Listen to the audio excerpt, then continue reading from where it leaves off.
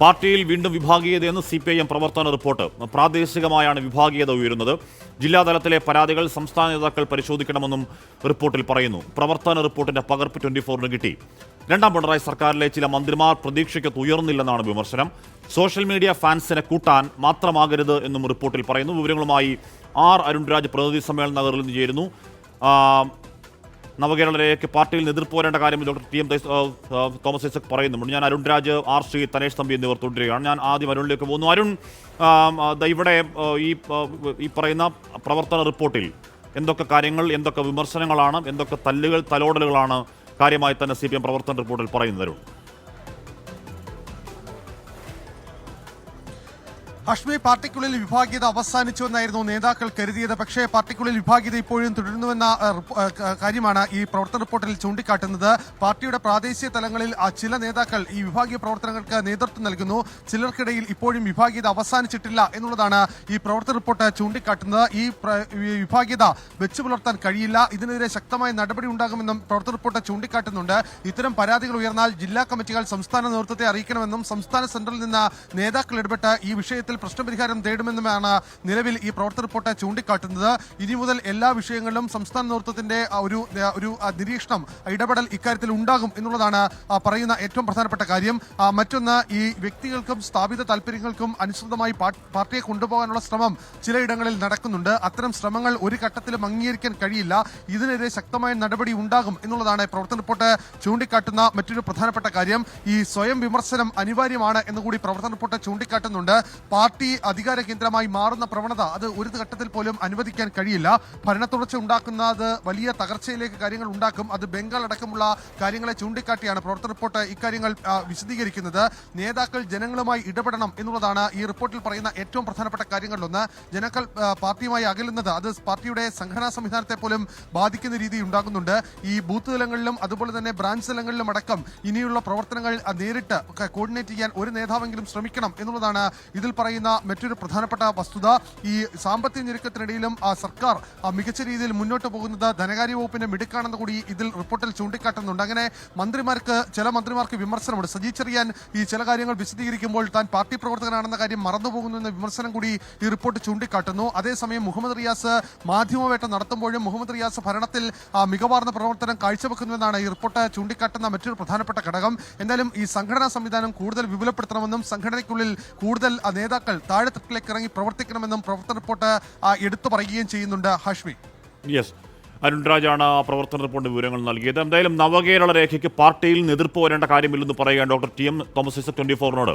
ഇപ്പോൾ ചർച്ച ചെയ്തുകൊണ്ടിരിക്കുന്ന കാര്യങ്ങൾ പാർട്ടി നയത്തിന്റെ ഭാഗമായി മാറ്റുകയാണെന്നും ഡോക്ടർ TM തോമസ് ഐസക് പറയുന്നു. ഇപ്പോൾ പൊതുമണ്ഡലത്തിൽ ചർച്ച ചെയ്തുകൊണ്ടിരിക്കുന്ന നയകാര്യങ്ങൾക്കപ്പുറത്തേക്ക് പുതിയ കാര്യങ്ങളൊന്നും കൊണ്ടുവരുന്നില്ല. അതുകൊണ്ട് നിങ്ങൾ ഈ രേഖ ഭൂതക്കണ്ണാടി വെച്ചിട്ട് ഇതുവരെയും പറയാത്ത എന്താ പുതിയ കാര്യം എന്ന് അന്വേഷിച്ചു പോണ്ട.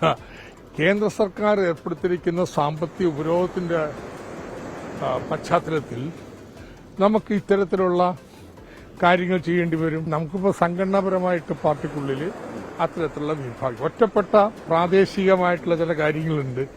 അതൊക്കെ ഏത് പാർട്ടിയിലാണ് വരാത്തതെന്ന്.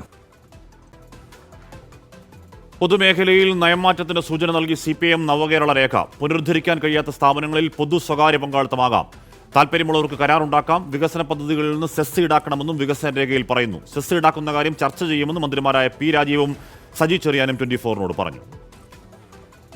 കിഫ്ബിയുടെ തിരിച്ച് റവന്യൂ ഉണ്ടാക്കുന്നില്ല എന്ന ഒരു പ്രശ്നം സുപ്രീം കോടതിക്കകത്ത് ഉൾപ്പെടെ നമ്മൾ ഈ കേസ് വന്ന ഘട്ടത്തിലും കേന്ദ്ര ഗവൺമെന്റ് സമീപനമായി നിൽക്കുന്നുണ്ട്. അപ്പൊ അതിനെ മറികടക്കാൻ എങ്ങനെയാണ് കഴിയുക എന്ന കാര്യം ചർച്ച ചെയ്തുകൊണ്ടിരിക്കുന്നുണ്ട്. അവസാന രൂപത്തിലേക്ക് എത്തിയിട്ടില്ല. ഗവൺമെന്റ് എന്ന നിലയിൽ ചർച്ച ചെയ്തുകൊണ്ടിരിക്കുന്ന ഒരു ഭാഗമാണത്. പക്ഷെ അതൊരു ഫൈനൽ തീരുമാനത്തിലേക്ക് എത്തിയിട്ടില്ല. ഉചിതമായ രീതികൾ ആവിഷ്കരിക്കേണ്ടി വരും എന്ന് തന്നെയാണ് കാണുന്നത്. ഒരു ചെറിയ നിശ്ചിത തുകയെങ്കിലും തിരിച്ചടവ് വരുന്നില്ല എങ്കിൽ നമുക്ക് ഭാവിയിൽ മുന്നോട്ട് പോകുന്നില്ല. എന്നാൽ ക്ഷേമ പ്രവർത്തനങ്ങൾക്ക് അത് ബാധകമല്ല. ഇൻഫ്രാസ്ട്രക്ചർ ഡെവലപ്പ് ചെയ്യുമ്പോൾ സാമ്പത്തിക സ്രോതസ്സുള്ള അല്ലെങ്കിൽ സാമ്പത്തിക വരുമാനമുള്ള ആളുകളിൽ നിന്നിട്ട് ചെറിയ യൂസർ ഫീ കളക്ട് ചെയ്യുക അല്ലെങ്കിൽ ചെറിയൊരു വരുമാനം കണ്ടെത്താതെ നമുക്കിനി മുന്നോട്ട് പോകാൻ പറ്റില്ല. ആ ഒരു ഭാഗത്തെക്കുറിച്ച് ചിന്തിക്കുന്നതേ ഉള്ളൂ. ആയിട്ടില്ല, വരട്ടെ. ആർ സി ദൂരങ്ങൾ മറ്റേ ശ്രീത്ത് ഇപ്പോൾ ചർച്ച ചെയ്തുകൊണ്ടിരിക്കുന്ന കാര്യങ്ങൾ പാർട്ടി നയത്തിന്റെ ഭാഗമാണെന്ന് തോമസ് ഐസക് പറയുകയാണ്.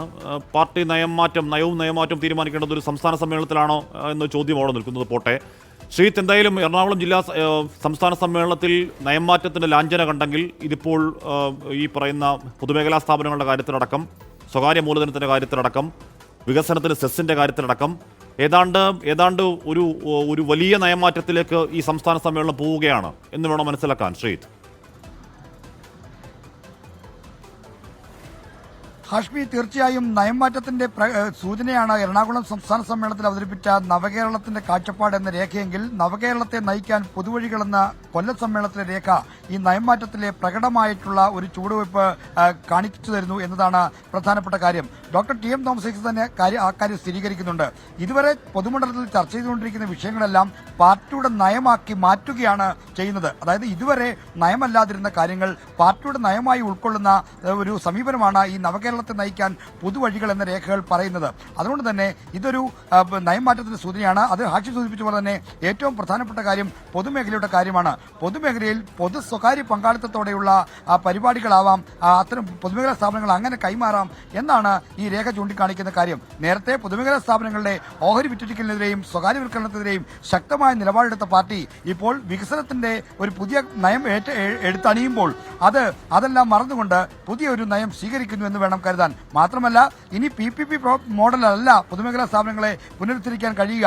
ആരെങ്കിലും കരാർ വെച്ച് ഇത് നടത്താൻ തയ്യാറാണെങ്കിൽ അവർക്ക് നൽകാവുന്നതാണെന്നും അതിന്റെ സാധ്യതകൾ ആരായണമെന്നും ഈ രേഖയിൽ പറയുന്നുണ്ട്. അപ്പോൾ കാതലായ ഒരു നയംമാറ്റത്തിന്റെ ഏറ്റവും നല്ല ഉദാഹരണമായി ഈ നവകേരള രേഖ മാറുകയാണ്. അതുകൊണ്ട് നേരത്തെ എതിർത്തിരുന്ന കാര്യങ്ങളൊക്കെ തന്നെ അത് പഴങ്കഥയാക്കുന്നു. പുതിയ കാലത്ത് പുതിയ രീതികൾക്ക് പാർട്ടി കടക്കുന്നു എന്നതിന്റെ വ്യക്തമായ സൂചനയാണുള്ളത്.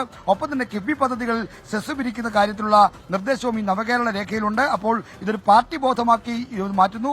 പാർട്ടിയുടെ സംസ്ഥാന സമ്മേളനത്തിന്റെ മാൻഡേറ്റ് വാങ്ങിക്കൊണ്ട് തീരുമാനത്തിലേക്ക് സർക്കാർ കടക്കുമെന്നതിന്റെ വ്യക്തമായ സൂചനയാണിത്. ആർ ശ്രീത്താണ് നയംമാറ്റത്തിന്റെ പ്രകടമായ നേർക്കുനേർ സൂചനകൾ തന്നെ നൽകുകയാണ് പിണറായി വിജയൻ ഇന്നലെ അവതരിപ്പിച്ച പാർട്ടി രേഖ, സർക്കാർ രേഖ, സംഘടനാ രേഖ. സെക്രട്ടേറിയറ്റ് അംഗങ്ങൾക്ക് തല്ലും തലോടലുമായി CPIM പ്രവർത്തന report. Doctor T M Thomas Isaac available secretariat യോഗത്തിൽ പങ്കെടുക്കുന്നതിൽ കൂടുതൽ ശ്രദ്ധിക്കണം. EP ജയരാജൻ നേതൃതലത്തിൽ കൂടുതൽ സജീവമാകണം. മാധ്യമങ്ങൾക്ക് മുന്നിൽ സംസാരിക്കുമ്പോൾ പാർട്ടിയെ പ്രതിനിധീകരിക്കുന്നു എന്ന് മറക്കരുത് എന്ന് മന്ത്രി സജി ചെറിയാനും വിമർശനമുണ്ട്. തനേഷ് തമ്പി ചേരുന്നു സമ്മേളന നഗരിൽ. തനേഷ്, അങ്ങനെ ഓരോരോ നേതാക്കളുടെയും കുറ്റങ്ങളും കുറവുകളും അതേസമയം തന്നെ അവരുടെ പ്ലസ് പോയിന്റ്സും എടുത്തു പറയുന്ന രീതി സാധാരണഗതിയിലുള്ളതാണോ?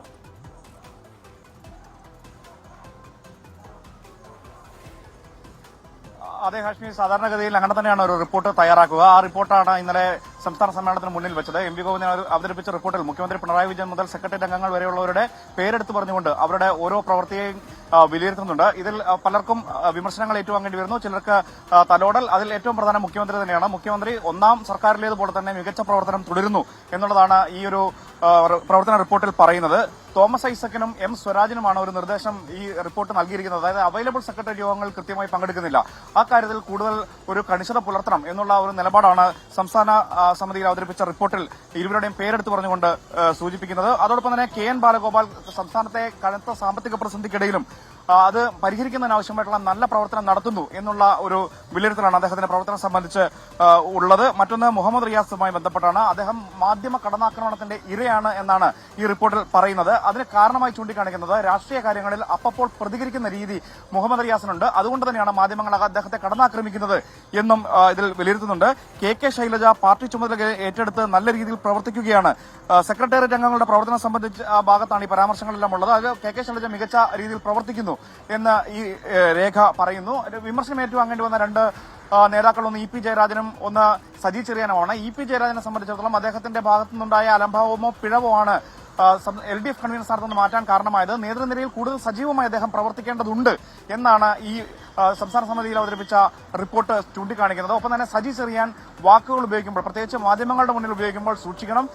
പാർട്ടിയെ കൂടി പ്രതിനിധീകരിച്ചുകൊണ്ടാണ് അദ്ദേഹം, പാർട്ടിയുടെ കൂടി വാക്കായാണ് അദ്ദേഹത്തിന്റെ വാക്കുകൾ വ്യാഖ്യാനിക്കപ്പെടുക. അതുകൊണ്ട് ജാഗ്രത ഇക്കാര്യത്തിൽ പുലർത്തണം എന്നും പറയുന്നുണ്ട്. പിന്നെ പൊതുവെ നേതാക്കൾക്ക് ഒരു നിർദ്ദേശമായി നൽകിയിരിക്കുന്നത് പ്രത്യേകിച്ച് സോഷ്യൽ മീഡിയയുമായി ബന്ധപ്പെട്ടാണ്. സോഷ്യൽ മീഡിയയിൽ ഫാൻസിനെ കൂട്ടൽ മാത്രമാകരുത് സോഷ്യൽ മീഡിയ പ്രവർത്തനം എന്നുള്ളതാണ് ഈ റിപ്പോർട്ടിൽ ചൂണ്ടിക്കാണിക്കുന്ന ഒരു കാര്യം. അതായത് സോഷ്യൽ മീഡിയയിൽ ആക്റ്റീവാകുന്ന സംസ്ഥാന നേതാക്കൾ പാർട്ടിക്ക് എന്ത് ഗുണം ചെയ്യുന്നു എന്ന് കൂടി പരിശോധിക്കണം. പാർട്ടി നിലപാടുകൾ എത്രത്തോളം ശക്തമായി ഉന്നയിക്കുന്നുണ്ട് എന്നത് പരിശോധിക്കണം എന്നുള്ളതാണ് ഇതിൽ ചൂണ്ടിക്കാണിക്കുന്നത്. ഫാൻസിനെ കൂട്ടൽ മാത്രമാകരുത്, പ്രത്യേകിച്ച് സ്റ്റേറ്റ് കമ്മിറ്റിയിലെ യുവനിര ഇക്കാര്യത്തിൽ കൂടുതൽ സജീവമാകണം എന്ന ഒരു നിർദ്ദേശവും ഈ സംസ്ഥാന പ്രവർത്തന റിപ്പോർട്ടിൽ ചൂണ്ടിക്കാണിക്കുന്നുണ്ട്. ഇതിനെ മുൻ സെക്രട്ടേറിയറ്റ് അംഗങ്ങളെ മാതൃകയാക്കണം എന്നും കൂടി നിർദ്ദേശിക്കുന്നുണ്ട്. കാരണം നമുക്കറിയാം തോമസ് ഐസക്കും MA ബേബിയും ഒക്കെ അടങ്ങുന്ന മുൻ സെക്രട്ടേറിയറ്റ് അംഗങ്ങൾ നിലവിലും അവർ സെക്രട്ടേറിയറ്റ് അംഗങ്ങളാണ്. അവരൊക്കെ വളരെ സജീവമായി സോഷ്യൽ മീഡിയയിൽ ഇടപെടുന്ന ആളുകളാണ്. അതുകൊണ്ട് തന്നെ അത്തരത്തിൽ അവരെ മാതൃകയാക്കി കൂടുതൽ ക്രിയാത്മകമായി സാമൂഹ്യ മാധ്യമങ്ങളെ ഉപയോഗിക്കണം എന്ന നിർദ്ദേശവും ഈ റിപ്പോർട്ട് മുന്നോട്ട് വയ്ക്കുന്നുണ്ട്. ഹാഷ്മി. ഓക്കെ, അരുൺരാജ്, തനേഷ് തമ്പി, ശ്രീത്ത് എന്നിവരാണ് ആ വാർത്തയുടെ ഏറ്റവും പുതിയ അല്ലെങ്കിൽ CPM സംസ്ഥാന സമ്മേളനത്തിലെ ഏറ്റവും പുതിയ പ്രവർത്തന റിപ്പോർട്ട് അടക്കമുള്ള വിവരങ്ങൾ നൽകിയത്.